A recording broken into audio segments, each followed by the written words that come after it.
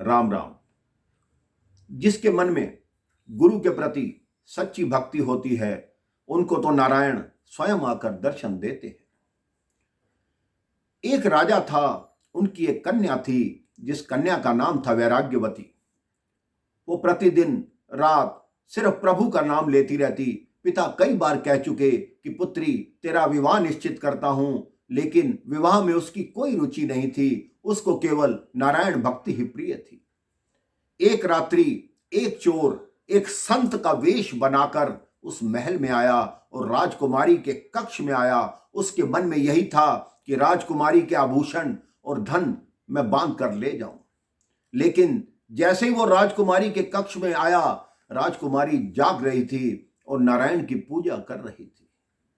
जैसे ही संत को देखा, उसने चरण स्पर्श किए। उन्होंने कहा, कोई महान संत है जो इस समय मुझे दर्शन देने आए हैं। उसने कहा, प्रभु आप विराजमान होइए, मैं आपके लिए जल लाती हूं।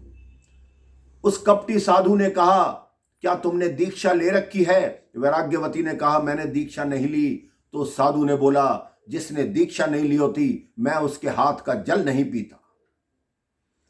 तो वैराग्यवती की आंखों से आंसू आ गए कि प्रभु बताइए, मैं आपकी सेवा कैसे करूं? तो उस कपटी साधु ने कहा, मैं तुम्हें दीक्षा दे सकता हूं। वैराग्यवती ने हाथ जोड़े, हाँ प्रभु मुझे दीक्षा दीजिए। वो साधु बोला, वो दीक्षा यहां नहीं होगी, महल से बाहर जाके देनी होगी। तो राजकुमारी तैयार हो गई। वो साधु बोला, अपने सारे आभूषण और धन उठा लो, तभी जाके दीक्षा दूंगा। वैराग्यवती ने वैसा ही किया जैसा उस कपटी साधु ने कहा था। वो साधु वैराग्यवती को एक घने जंगल में ले गया, एक पेड़ के पास खड़ा किया। उसके हाथ से वो पूरी पोटली ले ली और रस्सी से वैराग्यवती को बांध दिया और उसको बोला, ये तेरे गुरु का बंधन है।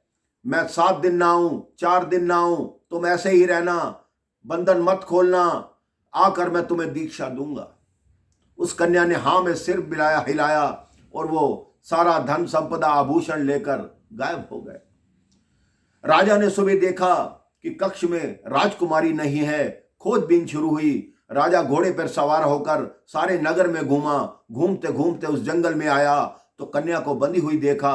राजा ही जैसे खोलने गया, कन्या ने कहा, ठहरिए पिताजी, आप मुझे खोल नहीं सकते, ये मेरे गुरु का बंधन है, मेरे गुरु आकर ही खोलेंगे। राजा ने बहुत समझाने का प्रयास किया, लेकिन वो कन्या नहीं मानी। 2 दिन हो गए, उस कन्या को नारायण नारायण नारायण करते हुए भगवान विष्णु का सिंहासन डोल गया। उन्होंने नारद जी से कहा कि जाओ इस कन्या से पूछो इसके मन में क्या है। नारद जी नारायण नारायण करते उस कन्या के पास आए। नारद जी ने कहा, मुझे पहचानती हो?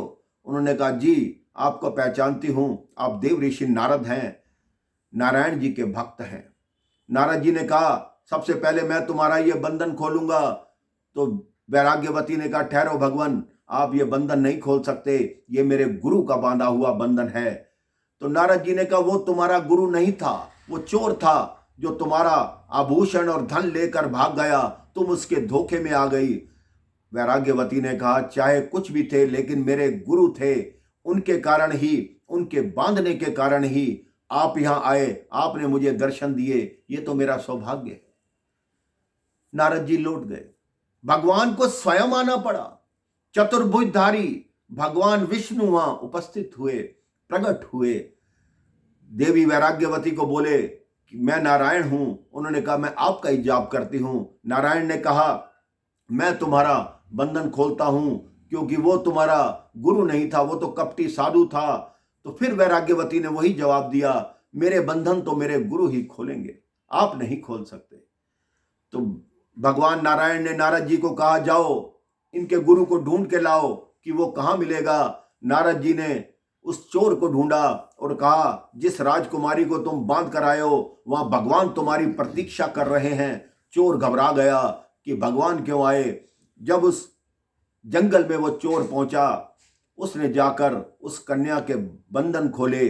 उस कन्या ने पहले अपने गुरु को प्रणाम किया, उसके बाद ये मन में सोचा कि गुरु गोविंद दो खड़े, किसके लागू पाए, बलिहारी गुरु आपने, जिन गोविंद दियो मिलाए। उसने उस चोर को ही अपना गुरु समझा। उसने सोचा ये मेरे गुरु का ही चमत्कार है जिसने नारायण के दर्शन करा दिए और अपना जीवन धन्य माना। आपका गुरु कैसा भी हो, आप अगर उन पर सच्ची आस्था रखते हैं, अपने सच्चे मन से विश्वास रखते हैं, तो आपका बेड़ा पार हो जाता है। भगवान भी आकर आपको दर्शन देते हैं। राम राम, जय श्री राम।